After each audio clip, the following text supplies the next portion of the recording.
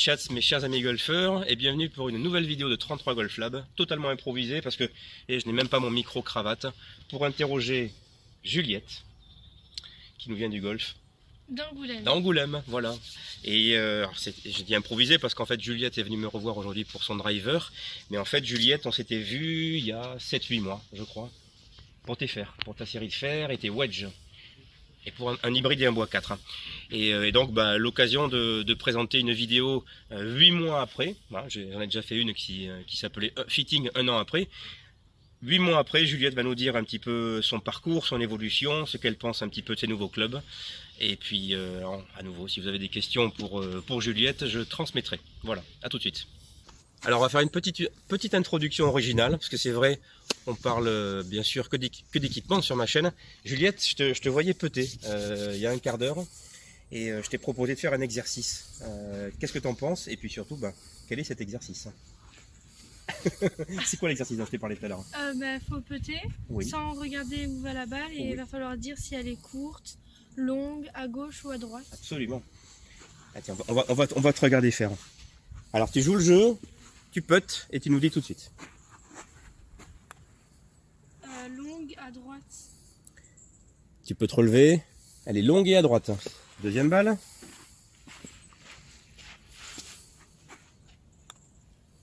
Je pense qu'elle est courte et elle est droite. Elle est courte et droite, et même elle est presque dans le trou, tellement elle est droite. Une dernière.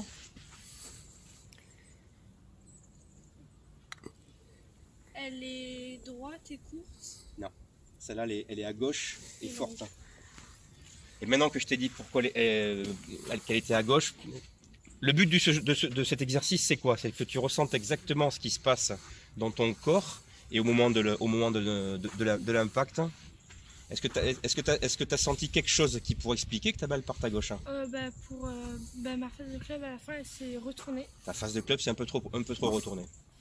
Et quand elle est à droite, elle s'est plutôt ouverte. Elle reste plutôt ouverte, absolument. Partant du principe que, comme un coup de fer 7 ou comme un coup de driver, au golf, l'instant de vérité pour moi, c'est l'impact. Et appréhender, comprendre ce qui se passe à l'impact, Juliette, tu verras, si tu fais cet exercice, tu vas apprendre beaucoup de choses sur ta façon de putter. On passe à la suite avec la présentation du parcours de Juliette, et puis on va la voir frapper quelques coups de golf.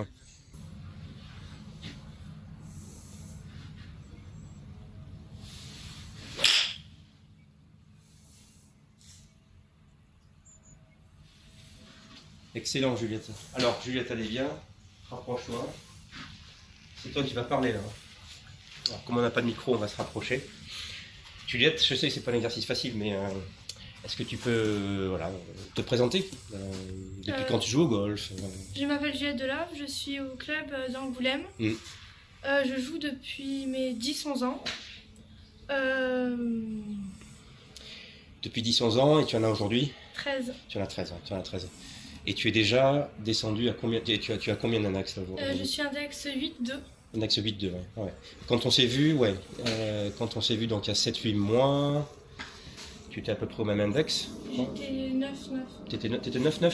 Oui. Donc tu as gagné à peu près 2 points. Ouais. Et je sais que, parce que ton papa m'en a parlé, tu as fait pas mal de compétitions fédérales entre-temps, avec tes nouveaux clubs. On va parler des clubs après, mais tu as quand même fait une carte à moins de 2, j'ai entendu. Enfin, Oui. c'est ton papa qui me l'a dit, je n'étais pas là. Donc c'est quand même assez exceptionnel. C'était sur le parcours de la porcelaine à Limoges, qui est pas forcément parmi les plus faciles. Hein. Bon, alors Juliette, tu as un gabarit qui est plus grande, j'imagine, que tes petites copines du même âge, plus grande que moi. Hein. Voilà. On va te voir swinger, mais tu as clairement un gros avantage qui est la puissance, parce que tu tapes fer 7 à combien à peu près aujourd'hui? 145. Voilà, 145 mètres fer 7. Donc c'est à peu près la moyenne des bons joueurs hommes. Hein, donc tu es vraiment dans le haut du panier. En tout cas, est-ce que tu te souviens du fitting? Et dans quelles conditions tu étais venu me voir? Pourquoi tu voulais changer tes clubs, etc. Parce que j'avais des clubs de femmes. Les clubs Lady, ils étaient beaucoup trop souples. Beaucoup trop souples. J'ai arrosé un peu à gauche et à droite. Et en changeant mes clubs, j'ai gagné de la régularité et je suis, mes coups sont de moins en moins à droite et à gauche, et j'ai quand même gagné un peu de puissance. Et tu as gagné en plus en puissance. Voilà. Alors Juliette, comme disent les Anglais, what's in your bag? Qu'y a-t-il dans ton sac? Donc j'ai un putter TaylorMade Speeder. Un speeder, ouais. Avec... un spider, ouais. Un spider avec des tu peux les sortir. wedges. Tu peux les sortir. Montre les chefs, etc. Ouais. Avec des wedges Orca du 58 au 50. Avec des shafts KBS et des grips Golf Pride. Multi-compound, ouais. J'ai une série du pitch au fer 5 tête New Level avec encore les shafts KBS et les grips Golf Pride. Absolument, multi-compound. Donc ce sont des têtes peu connues, encore une fois, bien sûr, c'est moi qui te les ai préconisées. Ce sont des New Level, marque américaine, voilà. Très très beau modèle. Le PF2, forgé, tête, on pourrait dire, peu tolérante, mais moi quand je t'ai vu swinger, taper, je me suis dit, on peut y aller, hein, sans problème. Est-ce que tu confirmes que ces têtes sont faciles à jouer? Oui. Par rapport à ce que tu as eu avant, qui étaient quand même des têtes lady beaucoup plus faciles. Ouais. Oui. Bon. Et j'ai un hybride Tom Wishon, 21 degrés, avec un shaft Tom Wishon. Tom Wishon également, qui n'est pas forcément léger, hein, il fait 70 grammes une fois coupé. Voilà, en régular, évidemment. Tout est en régular pour, entre guillemets, régular pour Juliette. Ici, on a des shafts qui pèsent à peu près 55 grammes une fois coupés. Et les wedges, 75. Ouais.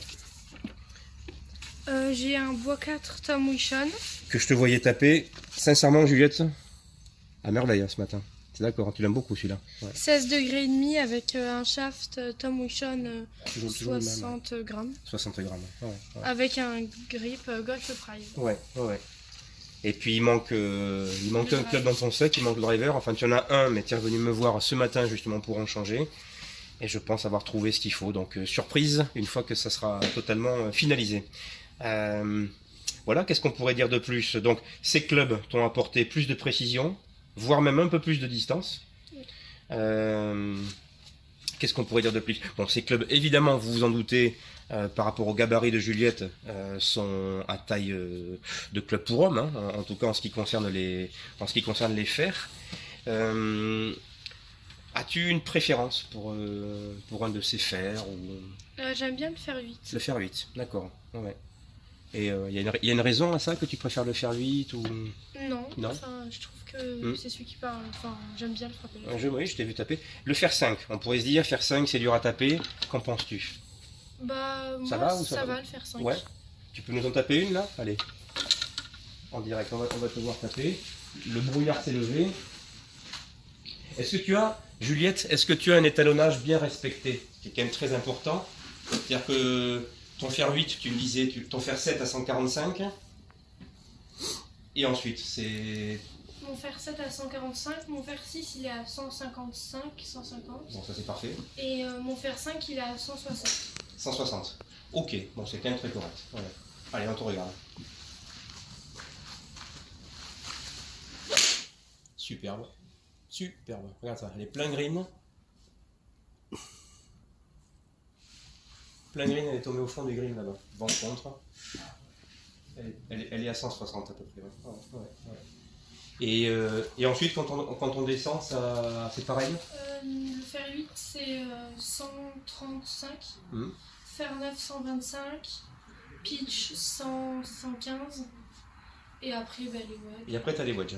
On va en parler des wedges. Tiens, on va faire une petite session de wedging avec Juliette. Alors Juliette, je te propose de faire un petit concours d'approche avec moi. Ça te branche? Oui. Oui. Alors, mise en situation. Ici, c'est pas ce qui manque. Hein. Pour la première, le lob, le grand classique, par-dessus le bunker. Tu vois, donc je t'ai piqué ton 60 Orca. Allez, moi je te mets au défi. Sur ce coup.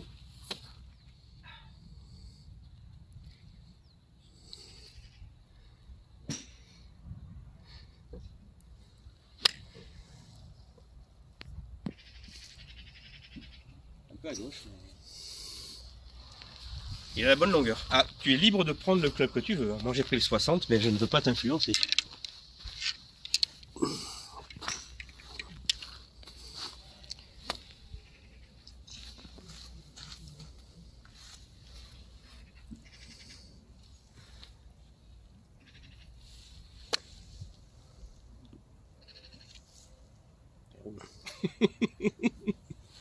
Juliette, je te propose une deuxième mise en situation. La longue sortie de bunker. Alors, il y a quoi? Il y a 25 mètres à peu près. Et pour ce faire, je te pique ton 56. Oh, qui fait 54. Allez.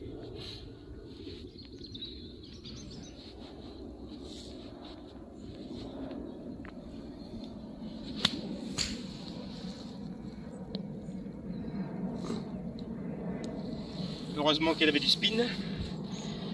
Heureusement que j'ai pas pris le 52. Alors, tu prends le club que tu veux, Juliette. 52? 58. Tu prends le 58? Oui. Eh ben parfait.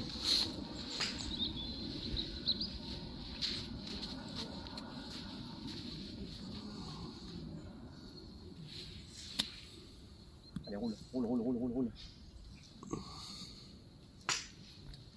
Un petit peu court, mais c'est pas mal. C'est très bien. Tu te bats très très bien. Je te propose un troisième et dernier scénario.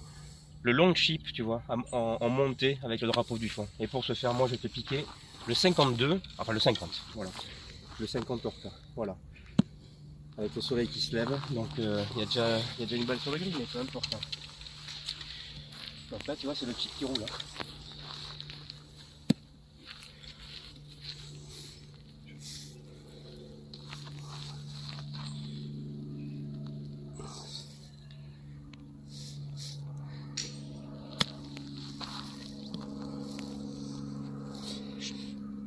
Oh, que ça roule.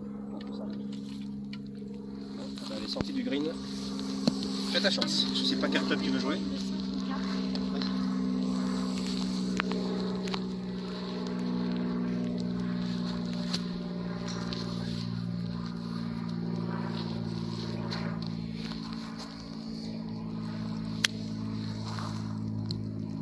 Pas mal celle-là. Oh oui.